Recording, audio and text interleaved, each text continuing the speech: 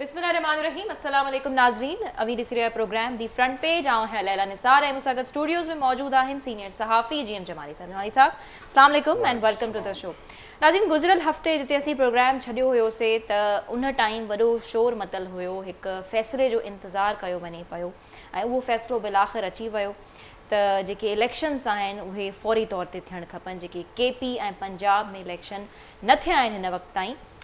उन हिसाब सां उन हवाले सां जेको फ़ैसिलो आहे उहो उन हफ़्ते में पोइ गुज़िरियल हफ़्ते में अची वियो। उन खां बाद में जेकी बि अहम डेवलपमेंट थी आहे उन हफ़्ते में, ख़ैर हिन फ़ैसिले ते बि असीं ॻाल्हाईंदासीं, गौर फ़िक्र कंदासीं, जमाली साहब खां तजियो बि वठंदासीं त हू हिन फ़ैसिले खे कीअं ॾिसनि पिया। उन खां बाद में हिकिड़ी ॿी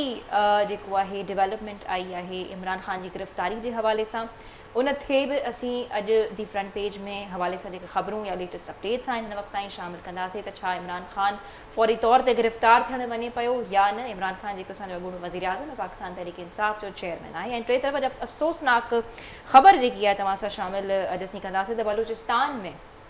नाज़रीन कॉन्स्टेबलरी जी गाॾी आहे उन भरिसां बम धमाको थियो आहे, जंहिंमें हिन वक़्त ताईं जेके अपडेट्स आहिनि त 9 अहलकार शहीद थिया आहिनि ऐं 9 ज़ख़्मी थिया आहिनि। सो दहशतगर्दी हिन वक़्त ताईं असांजे मुल्क जे लाइ चैलेंज बणियलु आहे। शुरूआति असीं इन ख़बर खां कंदासीं ऐं पोइ जेके ॿियूं ख़बरूं आहिनि सियासत में हिन वक़्तु छा हली रहियो आहे ऐं ॿियो पोइ हफ़्ते जी जेकी अञा असां हिकिड़ी अहम डेवलपमेंट चऊं त 5 रुपया पेट्रोल घटाए करे हुकूमत वॾो आवाम ते एहसान कयो आहे, उन ते बि असीं ॻाल्हि ॿोल कंदासीं। पर शुरूआति हिन अफ़सोसनाक ख़बर सां कंदासीं जमाली साहब त बलूचिस्तान में जेको कॉन्स्टेबलरी जी गाॾी ते हमिलो थियो आहे इहो अगेन असां दहशतगर्दी जा जेके आहिनि चैलेंजिस खे मौजूदा हुकूमत खे मुंहुं ॾियणो पवे पियो। छा अञा वाक़िया जेको आहे असांखे ॾिसण जे लाइ मिलंदा ईंदड़ ॾींहंनि में? ॾिसो, हिन में को शक न आहे त दहशतगर्दी पाकिस्तान जो मां सम्झां थो सभ खां वॾो मसइलो आहे ऐं अमन अमानी बहितर न हुजण जे करे जेके इन्वेस्टमेंट आहे, जेकी परॾेही इन्वेस्टमेंट आहे उहा पाकिस्तान न ईंदी आहे ऐं जेकी लोकल इन्वेस्टर्स हूंदा आहिनि उहे बि पंहिंजे बिज़नेस खे पंहिंजी फैमिलियुनि खे वठी ॿाहिरि मुल्क हलिया वेंदा आहिनि। त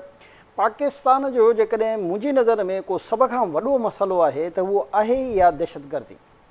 हाणे इन दहशतगर्दी जे पुठियां मक़ासिद छा आहिनि ऐं केरु केरु आहिनि जेके इन्हनि जे पुठियां पंहिंजो कारफ़रमा उन्हनि जा जेके रोल्स आहिनि, त मुंहिंजी नज़र में हिकु त ज़ाहिर आहे सभ खां वॾो भारत आहे जेको असांजो अज़ली दुश्मन आहे। जॾहिं खां पाकिस्तान ठहियो आहे डे वन खां हुन पाकिस्तान जे ख़िलाफ़ु साज़िशूं शुरू कयूं। उनखां पोइ ॿियो जेको असांजो वॾो दुश्मन आहे उहो ज़ाहिर आहे इसराइल आहे। छो जो कई बि इस्लामी मुल्कनि इसराइल खे तस्लीम कयो आहे पर पाकिस्तान जेको आहे इसराइल खे तस्लीम करण लाइ तयारु न आहे। त उन्हनि जी जेकी एजेंसी आहे मूसाद ऐं भारत जी जेकी एजेंसी आहे रॉ, यकीननि इहे पाकिस्तान जे मुख़्तलिफ़ हदनि में दहशतगर्दी जी वारदातुनि में डायरेक्टली या इनडायरेक्टली इन्वॉल्व रहिया आहिनि। टियों जेको आहे ज़ाहिर आहे असांजा कुझु ब्रदर मुल्क जिन खे असां चवंदा आहियूं, जिन जा असां नाला नथा खणी सघूं, उहे बि न चाहींदा आहिनि त पाकिस्तान में को अमन अमान बहितर रहे। छो जो जेकॾहिं पाकिस्तान में अमन अमान बहितर थींदो त ज़ाहिर आहे उन्हनि जे मुल्कनि में इन्वेस्टमेंट जेकी हितां वञी रही आहे या उन्हनि जा जेके बिज़नेस ॾींहुं राति तरक़ी करे रहिया आहिनि उन में उन्हनि खे काफ़ी परेशानी थिए आहे। इहा शुरू जे राही जी ॻाल्हि आहे। हाणे त ज़ाहिर आहे उहे काफ़ी तरक़ी करे विया आहिनि त थी सघे थो इफेक्ट न पए, पर बहरहाल इफेक्ट पवंदो आहे पॉलिटिकली। टियों जेको आहे सबब ई आऊं तव्हांखे इहो ॿुधाया त रा मूसाद ऐं उहे मुल्क जेके आहिनि उहे जेकॾहिं उहे चाहींदा त हिते पुरअमन मुल्क थी वञे पाकिस्तान, त पाकिस्तान खे अलाह साईं मादनियात सां बि नवाज़ो आहे, मौसमनि सां बि नवाज़ियो आहे, खारे ऐं मिठे पाणीअ सां बि नवाज़ियो आहे, पाकिस्तान में एग्रीकल्चर सां बि नवाज़ियो आहे, जंगलात सां बि नवाज़ियो आहे। त पाकिस्तान में हर क़िस्म जी मादनियात मौजूदु आहे, पाकिस्तान में हर क़िस्म जी पोटेंशियल मौजूदु आहे। पाकिस्तान में जेको ज़हन रखंदड़ जेको तरक़ी ॾियंदा आहिनि कंहिं बि मुल्क खे, जिन में तव्हां पंहिंजा इंजीनियर्स हूंदा आहिनि, साइंसदान हूंदा आहिनि, आर्किटेक्ट हूंदा आहिनि, जेके बि पढ़ियल लिखियल तबिको आहे उहो पाकिस्तान में ज़हन रखंदड़ ॾिसो। इहा प्लैनिंग त जीअं मां तव्हांखे ॿुधाई त 1948 खां पोइ शुरू थी वई, पर उन्हनि जी जेकी शिदत आहे उहा आई 1985 खां पोइ। उन शिदत उहा इन करे आई जो 1985 में जॾहिं अफ़गान वार लॻी त कुझु ग़लतियूं ज़ाहिर आहे असांजी पाकिस्तान हुकूमत जूं आहिनि, असांजी इस्टेब्लिशमेंट जूं बि आहिनि। त जॾहिं अफ़गान वॉर लॻी त उन में असांखे कंहिंजो हिसो न बणणु घुरिजे हा, पर बदकिस्मती सां असां इंटरनेशनल इस्टेब्लिशमेंट जो हिसो बणियासीं ऐं अमेरिका खे ख़ुशि करण लाइ जेको आहे असां रशिया सां उनखे तव्हां धोखेबाज़ी चओ या मुनाफ़क़त चओ या बहरहाल जेको बि तव्हां उनखे लफ़्ज़ ॾियणु चाहियो ॾेई सघो था, पर असां इहो किरदारु अदा कयो आहे एज़ पाकिस्तानी इस्टेब्लिशमेंट जी आऊं ॻाल्हि करे रहियो आहियां ऐं पाकिस्तानी हुकूमत जेकी उन वक़्तु जनरल ज़िया-उल-हक़ जो दौरे हुकूमत हो। ठीकु आहे। सवाल इहो आहे त उन खां पोइ मुस्तक़िल बुनियादुनि ते असां अॼु ताईं स्टेबलाइज़ न थी सघियासीं। यानी जेकॾहिं उन 85 जी असां जंग खे ॾिसूं त उन जंग जा जेके नतीजा सभ खां वधीक ख़तरनाक जेकॾहिं भुगतिया त उहो पाकिस्तान भुगतिया, पाकिस्तानी अवाम भुगतिया। यानी 1985 खां पोइ असांजी इकोनॉमी डाउन थींदी वई आहे तेज़ी सां। सही ॻाल्हि आहे। अमन अमान जी सूरत-ए-हाल तमामु तेज़ी सां हेठि वई आहे। हाणे उन जो सॼो ज़िम्मेदार त ज़ाहिर आहे जेके उन वक़्त में हुकूमत में हुया उहे सभु आहिनि। हाणे मसइलो इहो आहे त उहा जेकी डिस्टेबलाइज़ेशन थी आहे उन असांखे अॼु ताईं स्टेबलाइज़ कान थियणु ॾिनो आहे।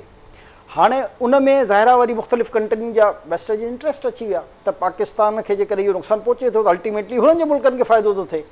त हाणे जॾहिं तव्हां जेकॾहिं 85 खां पोइ जी हिस्ट्री ॾिसो त कई मुल्क ठही आहे। जॾहिं खां पाकिस्तान में जेके आहिनि उहे हालात ख़राबु थिया त उहे हाणे माशाअल्लाह तरक़ी याफ़्ता था चवंदा आहिनि। उन्हनि जा जेको करंसी जेको आहे किथां खां किथे पहुची वई आहे ऐं असां जेको आहे किथां खां किथे डिवैल्यू थी था पिया वञूं। उन खां पोइ जेकी इंटरनेशनल स्टैब्लिशमेंट्स हूंदियूं आहिनि इन्हनि जा ज़ाहिर आहे गेम बि इंटरनेशनल ई हूंदा आहिनि। ॿियो असांजो जेको आहे मसइलो थियो त ज़ाहिर आहे पहिरियों पाकिस्तान ऐं मुल्क आहे ऐं जेको पहिरियों इस्लामी मुल्क आहे उहो आहे त असां वटि एटम बम आहे। त साज़िशुनि जो जेको इहो दौरानी आहे इहो वधंदो वियो। गो त इंटरनेशनल इस्टेब्लिशमेंट खे ख़बर हुई त असांजो जेको आहे इहो एटम बम ते असां ज़ाहिर आहे शहीद ज़ुल्फ़िकार अली भुट्टो जे दौर खां कमु शुरू करे छॾियोसीं, पर उन्हनि खे इहो यकीन न हो त हे हिनखे पाया तकमील ताईं पहुचाए सघनि था। पर हाणे नवाज़ शरीफ़ इहे बम धमाका करे भारत जे मुक़ाबले में इहो साबित करे छॾियो त असां हिकिड़ी एटमी ताक़त आहियूं। न त इहा एटम त बम त असां वटि पहिरियों बि हुयो पर लिकियलु हुयो। उनखे असां जॾहिं मंज़र आम ते खणी बम धमाका कयासीं त ज़ाहिर आहे जेके इंटरनेशनल इस्टेब्लिशमेंट ई उन्हनि जी जेकी अखि में उअं ई जेको आहे पाकिस्तान कंडे वांगुरु चुभंदो हुयो त उनजी जेको उन्हनि खे चुभणु आहे उहो थोरो अञा वधीक महसूसु शुरू थियणु लॻो। उन खां पोइ अञा वरी जेको आहे असांजे ख़िलाफ़ु साज़िशूं रथियूं वयूं। सो हिन मौजूदा हुकूमत जी तव्हांखे हिन हवाले सां छा स्ट्रेटजी नज़र अचे पई? असीं मुसलसिल हीअ हिकु वेव ॾिठी आहे दहशतगर्दी सां मुंहुं ॾियण जे लाइ हिन हुकूमत जे दौर में। तव्हांखे छा लॻे थो त हू इन्हनि शयुनि खे मुंहुं ॾियण जे लाइ तयारु आहिनि बाक़ाइदा तौर ते, या असांखे अञा इहे इंसिडेंट्स ॾिसण जे लाइ मिलंदा? ॾिसो, पाकिस्तान जे इंटेलिजेंस इदारनि पाकिस्तान जी तमामु क़ानून नाफ़िज़ कंदड़ इदारनि जी ॻाल्हि करे रहियो आहियां, उन्हनि वॾियूं क़ुर्बानियूं ॾिनियूं ऐं वॾी मुश्किलनि सां जेको 20-25 सालनि जो हिकिड़ो दहशतगर्दी जो गंद हुयो उनखे साफ़ु करे छॾियो हुयो। ऐं 95% जेको आहे हिन मुल्क में जेकी वॾी दहशतगर्दी हुई जेकी अॼुकल्ह थी रही आहे इहा बंदि थी चुकी हुई। बदकिस्मती सां इमरान ख़ान ख़बर न आहे कंहिंजे एजेंडा ते, मूंखे त तक़रीबन यकीन हूंदो आहे त ज़ाहिर आहे बैरून एजेंडा ऐं यहूदियुनि जो एजेंडा आहे उहो, त पाकिस्तान खे में दहशतगर्दी खे हिकु भेरो ॿीहर फ़रोग़ ॾिनो। हुन पंहिंजे वात खां एतिराफ़ कयो त हुन 40,000 खां मथे जेको आहे TTP जे दहशतगर्दनि खे क़बाइली इलाइक़नि में रिहेबिलिटेट कयो आहे। यानी एतिरो वॾो हुन पाकिस्तान खे जेको इहो नुक़सानु पहुचायो आहे। ऐं उहे दहशतगर्द अॼुकल्ह हर तव्हां तक़रीब खारी खे ॾिसो त केरु थो हिनखे क़बूल करे हिन जी ज़िमेदारी, उहो TTP आहे।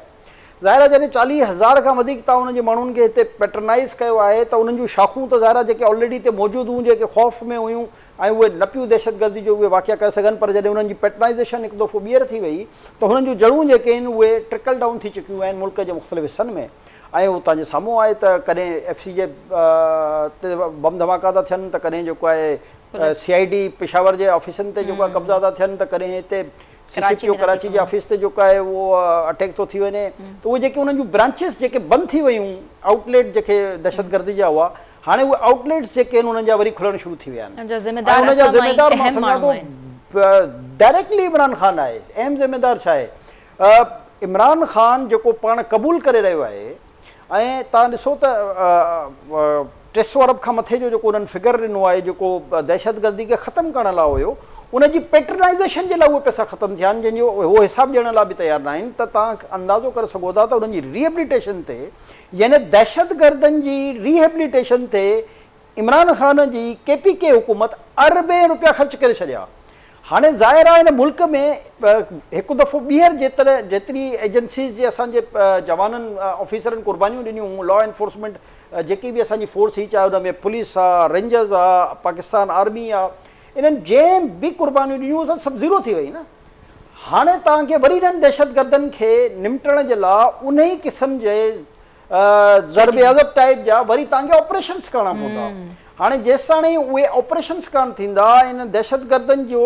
जेको नेटवर्क आहे, जेको हिकु दफ़ो ॿीहर मुनज़म थी चुको आहे, जेसि ताईं तव्हां उनखे ब्रेक न कंदा, उनखे टोड़ींदा कान, त जेकी इहो ट्रिकन डाउन हेठि दहशतगर्दी थी रही आहे, इनखे नथा रोके सघिजो। सभ खां अॻु में त जेको हिननि जो माफ़ियाज़, जेकी टेररिज़म जी जेकी माफ़िया आहे, इन जो नेटवर्क KPK में जेको तमामु घणो स्ट्रॉन्ग थी वियो आहे, उनजा ताना बाना बलूचिस्तान में पहिरियों बि तव्हांखे ख़बर आहे त राह जा केतिरा एजेंट अरेस्ट थिया। अॼु ताईं बि जेको आहे हिकिड़ो वेठो आहे यादेव जेको गिरफ़्तार आहे। त बलूचिस्तान में छो जो ईरान जी सरहद वेझो मिली रही आहे, त उतां हिननि जो अचणु वञणु तमामु सवलो थींदो हुयो दहशतगर्दनि जो। त हाणे हेठि TTP ऐं जेके बलूचिस्तान में ऑलरेडी मुनज़िम ग्रुप दहशतगर्द आहे, इन्हनि जो पाण में गठजोड़ थी चुको आहे त मुल्क में अनारकी कीअं फैलाइजे, मुल्क में दहशतगर्दी किथे किथे करणी आहे। हाणे महसूसु इहो थी रहियो आहे त उहो ग्रुप ऐं हीउ ग्रुप गॾिजी करे, ॾिसो तव्हां टारगेटेड वारदात खे जे करे ॾिसो त तव्हांखे महसूसु थींदो, फीलिंग थींदी त हिननि हिकु हिकु सूबे जे मुख़्तलिफ़ इलाइक़नि जो पहिरियों हिकिड़ो वॾो ऑफिस खे टारगेट कयो, चाहे वो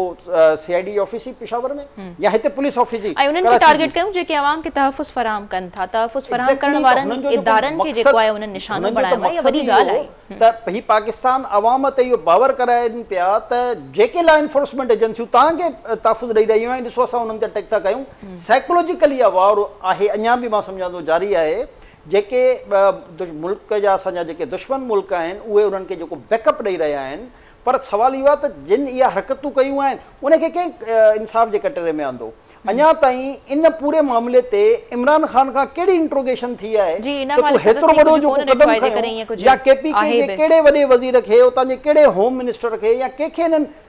तफ़्तीश जे दायरे में आंदो आहे। पर इन हवाले सां के दरख़्वास्त बि त कोन जमा कराई आहे न, या इन हवाले सां का दलील जेकियूं उनजो पंहिंजी प्रेस कॉन्फ्रेंस या को सू मोटो नोटिस असां ॾिसूं को वरितो वियो हुजे एज़ वज़ीर आज़म, वरी एज़ जेको आहे CM KPK, हुननि जा इक़बाली बयान आहिनि, यानी इन खां वधीक तव्हांखे सबूत जी ज़रूरत ई कान्हे। हू पाण चई रहिया आहिनि त असां TTP जे 40,000 खां वधीक माण्हुनि खे लफ़्ज़ दहशतगर्द जो इस्तेमालु न करे रहिया आहिनि न। 40,000 खां वधीक माण्हू, हुननि इहो चयो त जेके फाइटर हुआ, यानी जेके अफ़गानिस्तान भॼी विया हुआ, त हाणे उनखे हू फाइटर जो लफ़्ज़ ॾेई रहियो आहे। त उन खां इन्वेस्टिगेशन त कयो न, त बाबा तूं 40,000 जन माण्हुनि खे ॾिनो, उहा असांखे लिस्ट त ॾियो त हाणे हीअ दहशतगर्दी जा वाक़िया किथे पिया, कीअं पिया पेश थियनि। ऐं त खोड़ दफ़ा असेंबली में बि बहस थी चुको आहे, पर असांखे कॉन्क्लूजन जेको आहे नज़र कोन अचे थो, पर इन शइ जा रिपर्कशन्स जेके आहिनि, जेके असर आहिनि, उहे हाणे असांखे नज़र अचणु शुरू थी विया आहिनि। बहरहाल हाई टाइम आहे तमामु सिक्योरिटी इदारनि जे लाइ बि जेके फराहम कनि था, तहफ़ुज़ फराहम कनि था, या असांजा जेके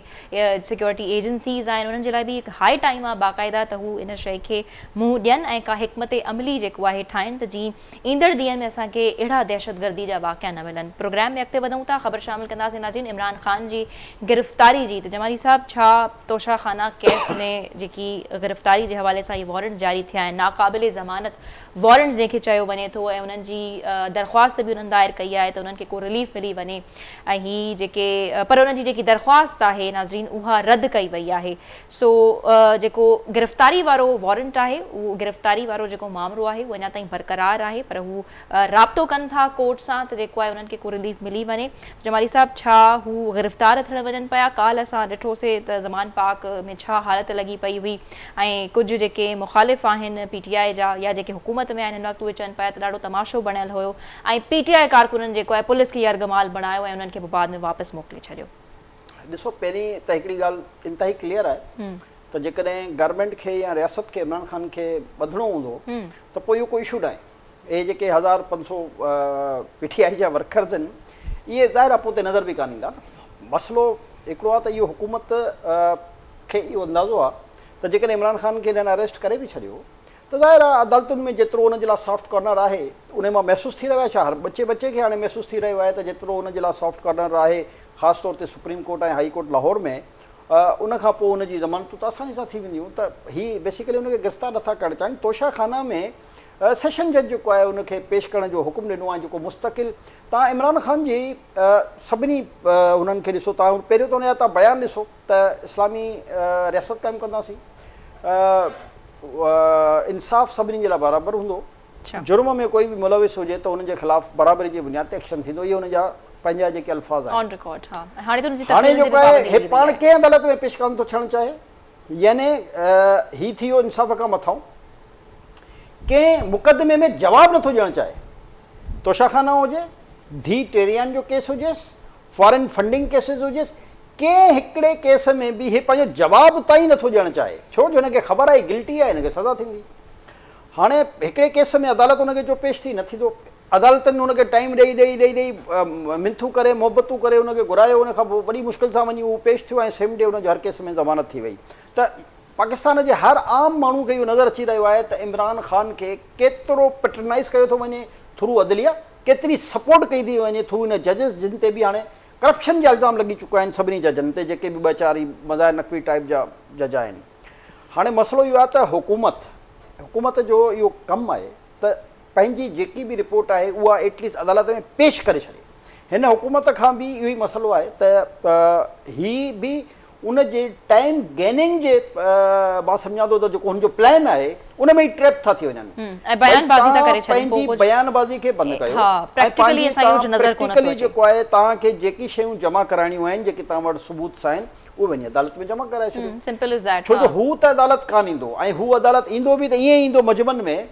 बेनज़ीर भुट्टो साहिबा वज़ीर आज़म हुई या वज़ीर आज़म खां फौरन पोइ मुस्तक़िल इन ई अदालतुनि जा चकर लॻाईंदी रही, जेलनि में रही। नवाज़ शरीफ़ मुस्तक़िल वज़ीर आज़म जी हैसियत सां जेलनि में वियो ऐं इन्हनि अदालतुनि जा चकर लॻाईंदो रहियो। शाहिद ख़ाक़ान अब्बासी बहसियत वज़ीर आज़म इन्ही अदालतुनि जा चकर लॻाईंदो रहियो ऐं जेलनि में वियो। यूसुफ रज़ा गिलानी इन्ही हुनजा वज़ीर आज़म बहसियत वज़ीर आज़म इन्ही जेलनि में बि वियो ऐं इन्ही अदालतुनि जो चकर लॻाईंदो रहियो। आसिफ ज़ारी जंहिंखे पाकिस्तान जे आइन जे तहत जंहिंखे इहो हक़ हासिल हो त उनखे अदालतूं न पियूं घुराए सघनि, बहसियत सदर बि, पर उनजे बावजूदि बि अदालतुनि उन्हनि खे घुरायो, उहो वियो बि ऐं उते उन्हनि जेलूं बि कटियूं। अहिड़े तरीक़े सां मां तव्हांखे वज़ीर आज़मनि जी कहाणी ॿुधाए रहियो आहियां, अञा मां वज़ीरनि ते हेठि न वियो आहियां। हे आख़िर हिनखे छा मसइलो आहे जो हेतिरी करप्शन जूं इंक्वायरियूं, हेतिरा हिन जा कूड़ ॻाल्हाइण जा वाक़िया, पर अदालतुनि में नथो पेश थिए, न जेल में थो वञे। यानी मुल्क जो हर वज़ीर आज़म, वरी अञा मां जेकॾहिं शुरू कयां ज़ुल्फ़िकार अली भुट्टे खां, सरवर्दी खां, वॾो जेको आहे आख़िरकार त मिंथू करे उन्हनि चयो त पंहिंजो चहिरो मुबारक ॾेखारियो त तव्हांखे ज़मानत ॾियूं न, त 4 ॾींहं हुन लाइ त इहो ॾींहुं राति 12 बजे ताईं अदालतूं खुलियल 1 बजे अचो। इहो हिकिड़ो ड्रामेबाज़ी आहे अदालतुनि जी, हिकिड़ो मफ़रूर मुलज़िम थी चुको हुयो तव्हांजो, त तव्हां हुनखे सिधो जेको तरीक़ेकार आहे, या त इहो तरीक़ेकार सभिनी सां हुजे, असांखे कोई इतराज़ कान्हे। जेकॾहिं मुल्क में तव्हां इहो चाहियो था त हिकिड़े माण्हू खे तव्हां एतिरो फैसिलिटेट कयो ऐं ॿियनि जेके बि पार्टी जा लीडर्स आहिनि उन्हनि जी तव्हां तज़लील कयो, त इहो को इंसाफ़ आहे न। अच्छा, ही पंहिंजे जेको पार्टीज़ हुकूमत में आहिनि, हिन वक़्तु जेके असीं PDM पे चऊं था, उन्हनि जो चवणु आहे त ही जेकॾहिं इमरान ख़ान खे गिरफ़्तार कयो थो वञे या पुलिस मोकिलराई थी वञे, त इहो सिर्फ़ु हिकिड़ी सेफ पिक्चर ॾेखारण जे लाइ आहे ऐं अदालतूं इहो सिर्फ़ु ॾेखारणु चाहिनि थियूं त असां हुननि इमरान ख़ान ते बि जेको आहे हार्ड थी सघूं था। त इहे सही बयानबाज़ी आहे? इहो त बिल्कुलु हिन बयान सां मां इतफ़ाक़ नथो कयां। बेसिकली हुकूमत जे तरफ़ां इहा हिनखे छूट नज़र पई अचे, बाक़ी अदालतुनि जे तरफ़ां त हुन सां फुल मोहबत जो इज़हार पियो हले, रोमेंस पियो हले अदालत ऐं इमरान ख़ान जे दरमियान। त बाक़ी इहो आहे त हुकूमत जो का वीचारी चाहे ज़रूरु थी, पर हुनखे ख़बर आहे त असां कुझु करे न पिया सघूं हींअर, छो जो अदालतुनि मां हुनखे एतिरा रिलीफ मिली रहिया आहिनि। ऐं तव्हां ॾिसो न त कहिड़ी 88 खां वठी हिन वक़्त ताईं जो मां मिसाल ॾियां, हिन खां पुठियां बि असांजा बैड तजुर्बा आहिनि हिस्ट्री जा, पर 88 खां हिन वक़्त ताईं कंहिं वज़ीर आज़म खे एतिरो रिलीफ ई न मिली सघियो आहे जेतिरो अदालत हिनखे ॾेई रही आहे। ज़ाहिर आहे जजनि जा धीअरूं पुट औलादूं हाणे सियासत में आहिनि। पहिरें ज़माने में जज ते बाइंडिंग हूंदी त हुनजा फैमिली मेंबर्स जेके आहिनि पॉलिटिक्स में नथा अची सघनि, पर हाणे बदकिस्मती आहे त हिननि जजनि जूं औलादूं धीअरूं पुट न्याणा फलाणा अलाणा, को MP लॻल आहे, को मिनिस्टर लॻल आहे, को जेको आहे उहो सेनेटर लॻल आहे, त हाणे ज़ाहिर आहे उहा हुननि जी जेको आहे गैर जानिबदारी त कान रही न। जजनि जे लाइ त जेको कॉन्सेप्ट रखियलु आहे उहो हुजणु घुरिजे, हिन मुल्क में उहो इम्प्लीमेंट ई कान थो थिए ऐं उन इम्प्लीमेंटेशन जे न करे इन पार्लियामेंट जी कमज़ोरी आहे। जेकॾहिं पार्लियामेंट में जेको ऑलरेडी आइन में मौजूदु आहे इहा प्रैक्टिस न रहे हा त अॼु न ॾिसणा पवंदा त जजनि ते एॾा वॾा वॾा एलिगेशन लॻंदा। गो के जजनि ते पुराणा बि एलिगेशन्स आहिनि, मौलवी मुश्ताक खां वठी जस्टिस कयूं खां वठी इहे पुराणा बि उन्हनि ते एलिगेशन लॻंदा रहिया आहिनि त उहे पॉलिटिकल पार्टियुनि जे या एस्टेब्लिशमेंट जे चवण ते ईअं कंदा रहिया आहिनि। पर हींअर जेतिरो ई जज एक्सपोज थिया आहिनि, चाहे उहे सुप्रीम कोर्ट जा हुजनि या हाई कोर्ट जा हुजनि, इन खां अॻु में एतिरो एक्सपोज़ कान थिया हुआ ऐं जेतिरो हींअर हिननि ते मां सम्झां थो थुक लानत पूरे पाकिस्तान जे मीडिया सोशल मीडिया जे ज़रिए विधी पई वञे इन खां अॻु में त कॾहिं बि कान हुई यानी इन हद ताईं तव्हां जजनि जे बारे में ॻाल्हाईंदा इहो कई पाकिस्तान में कंहिंजो तसवुर बि न हो हिन साल त माण्हू एग्ज़ॉस्ट थी वञनि खोड़ उहे माण्हू आया आहिनि टीवी ते जंहिंखे असीं एक्सपेक्ट कोन कयूं हुननि खे पिया जेका मजबूरी थी थी वञे त आख़िर में हू इहे जुमिला ॻाल्हाइनि था भई जेके जंहिंजे असां हक़ में न आहियूं न ॻाल्हाइणु घुरिजनि पर हुननि खे पंहिंजी इज़त जो त ख़्यालु रखणु घुरिजे न त हुननि जूं जेके रिमार्क्स आहिनि हुननि जा जेके कलम सां जेके उहे जंहिं तरीक़े जा रिलीफ हिकिड़ी पार्टी जे सरबराह खे ॾेई रहिया आहिनि पर हिकिड़े सरबराह खे छा सॼी पार्टी खे यानी हुननि जा MPs बदिलिजी वञनि मिनिस्टर बदिलिजी वञनि एक्स MNS बदिलिजी वञनि सेनेटर बदिलिजी वञनि त मिंट में ज़मानत आहे ऐं पुराणा वीचारा जेके आहे उहे 18 महीना 2 साल 2.5 साल जेके आहिनि उहे जेलनि जे सलाखनि जे पुठियां आहे को मछ जेल में त को जेको आहे उहो अडियाला में त को कहिड़ी जेल में बंदि हूंदो उन वक़्त ते ई 30 ॾींहंनि जा 90 ॾींहंनि जा रिमांड ॾींदा हुया अच्छा गुज़िरियल हफ़्ते आयल फ़ैसिले जे लाइ जमाली साहब तव्हां छा चवणु चाहींदा PTI त उन हवाले सां जेको आहे ॾाढो ख़ुशि नज़र आई ऐं मुतफ़िक़ नज़र आया सो इलेक्शन्स तव्हांखे थींदे नज़र अचनि पिया ईंदड़ ॾींहंनि में फ़ैसिले ते तव्हांजो छा तजज़ियो आहे देखो इलेक्शन जे बारे में असांजी राय त इंतहाई क्लियर आहे त ज़ाहिर आइन में प्रोविजन आहे 90 ॾींहं जो त आइन ते अमल दरामद थियणु घुरिजे इन में त को शक जी गुंजाइश कान्हे हाणे उहे डेट्स कहिड़ियूं था अनाउंस कनि ज़ाहिर आहे इलेक्शन त तव्हांखे कराइणु घुरिजे इलेक्शन खां अलावा त को हल न आहे छो जो आवाम जो हक़ आहे त उहो पंहिंजे वोट जे ज़रिए जंहिंखे चाहीनि हुकूमत में आणनि इन में त शक जी का गुंजाइश ई पर छा ही तमामु पार्टीज़ खे एतिराज़ आहे इलेक्शन थियण ते अॻिते छो न पयूं अचनि इलेक्शन्स कराइण जे लाइ राज़ी छो न पिया थियनि छा वैलिड पॉइंट्स आहिनि रेलेवेंट पॉइंट्स आहिनि त इलेक्शन कमीशन वटि फंड्स न आहिनि या ही पार्टीज़ तयारु कोन आहिनि वोट बैंक हिननि जो मुतासिर थींदो छा पोयां फैक्टर्स अचनि था ॾिसो इन में त कोई शक न आहे त पाकिस्तान जा जेके हींअर माण्हू हिकु तरफ़ आइन ऐं ॿिए तरफ़ इहे फैक्टर्स उहे एतिरा कमज़ोर आहिनि इन में त ज़ाहिर आहे तव्हांखे नज़र में अची रहियो आहे जी वॾे ॿियो जेको सभ खां वॾो फैक्टर आहे त ॾिसो जॾहिं हिननि हुकूमत वरिती त IMF सां हिननि खां अॻु में इमरान ख़ान जो हिकिड़ो एग्रीमेंट हो जंहिं ते हुन अमल न कयो जंहिंजा असां रिपरकशन्स इलाही भुगते चुका आहियूं ऐं अञा भुगते रहिया आहियूं ठीकु आहे हाणे हिननि जो इहो मसइलो आहे त उहे जेके हुनजो गंद हुयो उहो हिननि पंहिंजे कुल्हनि ते खयूं हाणे जॾहिं हिननि कुल्हनि ते खयूं त अल्टीमेटली अवाम में त जेको हिकिड़ो तासुर उभरियो आहे उहो त इहो ई आहे त महांगाई शायदि हिननि जेकी मौजूदा PDM हुकूमत आहे इन जे करे आहे हाणे इन तासुर खे तव्हां दिमाग़ मां कीअं कढंदा आवाम जे ज़ाहिर आहे जॾहिं हू का सब्ज़ी वठणु वञनि था को फ्रूट वठणु वञनि था का ॿी शइ वठणु वञनि था या बिजली जा बिल ॾिसनि था गैस जा बिल ॾिसनि था हर शइ में जॾहिं इहा सिचुएशन अची वई आहे त ज़ाहिर आहे हिकिड़ो पब्लिक जो ज़हन उहो इहो थोरी आहे त हुननि खे कहिड़ी ख़बर त IMF जा कहिड़ा कहिड़ा मुआइदा आहिनि कहिड़ी कहिड़ी शिक जा कहिड़ा मुआइदा आहिनि उन जा रिपरकशन्स छा अचणा उहे त हाणे हिननि जे कंधनि ते भार पइजी वियो न त हाणे जॾहिं इहो भार पइजी वियो आहे त हीअ बि इहो महसूसु करे रहिया आहिनि त आवाम में नाराज़गी आहे इन महांगाई जे ख़िलाफ़ ऐं हक़ीक़त आहे असां में नाराज़ आहियूं हर माण्हू नाराज़ आहे त महांगाई थी वई आहे त अल्टीमेटली हिननि खे ज़ाहिर आहे इलेक्शन में ख़ौफ़ आहे त हीअ चाहिनि था त थोरो टाइम गेन थी वञे त जीअं असां कुझु रिलीफ जा कम ऐं जमाली साहब हिननि खे ख़बर बि आहे हुकूमत जी जेकॾहिं ॻाल्हि कयूं त अवाम नाराज़ बि आहे हिननि सां जेके हिन वक़्तु हालात लॻा पिया आहिनि तव्हां ॾिसो हूंदो त गुज़िरियल हफ़्ते डॉलर कीअं हिकदमि उनखे पर लॻी विया वरी वापसि हो जेको आहे 275 वारे रेट ते अची वियो ऐं उन सां गॾोगॾु असीं इहो बि शामिलु करणु चाहींदासीं जिन्हनि खे ख़बर आहे त नाराज़ आहे अवाम उन खां बावजूदि बि पेट्रोल 5 रुपया घटाइण जहिड़ा सरप्राइज़िस हिननि खे ॾियणु घुरिजनि ॾिसो इन सां मोहबत वधंदी ख़ौफ़ हुजे न जॾहिं ख़ौफ़ हुजे महांगाई यकीनन पाकिस्तान जो हिन वक़्तु सभ खां वॾो मसइलो जेको आहे उहो बणिजी चुको आहे आम माण्हू जी आऊं ॻाल्हि करे रहियो आहियां त ज़ाहिर आहे जेको बि मार्केट वञे थो ऐं सामान ख़रीद करे थो उन जे दिलि मां या ज़बान मां को सुठो जुमिलो त गवर्नमेंट लाइ नथो निकिरे न हिकिड़ी नेचुरल ॻाल्हि आहे न मक़सदु उहो पाण बि सम्झी रहिया आहिनि असां बि सम्झी रहिया आहियूं ऐं ग्राउंड रियलिटी बि इहा ई आहे हाणे हे बि हुकूमत जी बि त इहा ई कोशिशि आहे त असां कुझु अहिड़ा फैक्टर्स जीअं मिसाल जे तौर ते आऊं तव्हांखे ॿुधायां त हिननि जो जेको हिननि जे ज़हन में प्लान आहे जेको मां सम्झी रहियो आहियां त महीने ॿिनि खां पोइ ज़ाहिर कणिक जी जेको आहे उहो कटाई शुरू थियण जो अमल शुरू थियणो आहे त हीअ चाहिनि था त असां कंहिं अहिड़े फैक्टर्स में अवाम खे को अहिड़ो रिलीफ ॾियूं त जीअं असां उन्हनि वटि ज़ाहिर आहे वोट वठणु वेंदा त ज़ाहिर आहे उन्हनि खे तव्हांखे फेस करिणो पवंदो अवाम खे हाणे उहे पुराणा ज़माना न रहिया आहिनि जो त घर वेठे तव्हांजो वोट पइजी वियो ऐं हिकिड़ो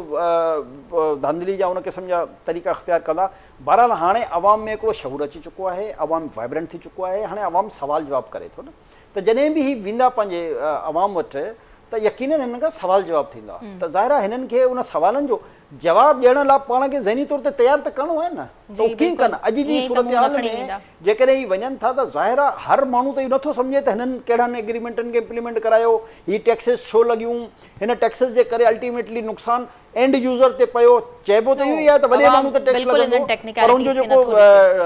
इम्पैक्ट आहे उहो हमेशा एंड यूज़र ते पवंदो आहे त ज़ाहिर आहे उहो एंड यूज़र ते उनजो इम्पैक्ट पवणु शुरू थी चुको आहे सही आहे त ज़ाहिर आहे अवाम खां हाणे वोट वठणु एॾो सवलो त न आहे त हिननि जी ज़ाहिर आहे पूरी कोशिशि आहे जीअं हाणे तव्हां कल्ह बिलावल भुट्टो जो ॿुधो त ज़ाहिर आहे सैलाब वारनि सां जेके हाणे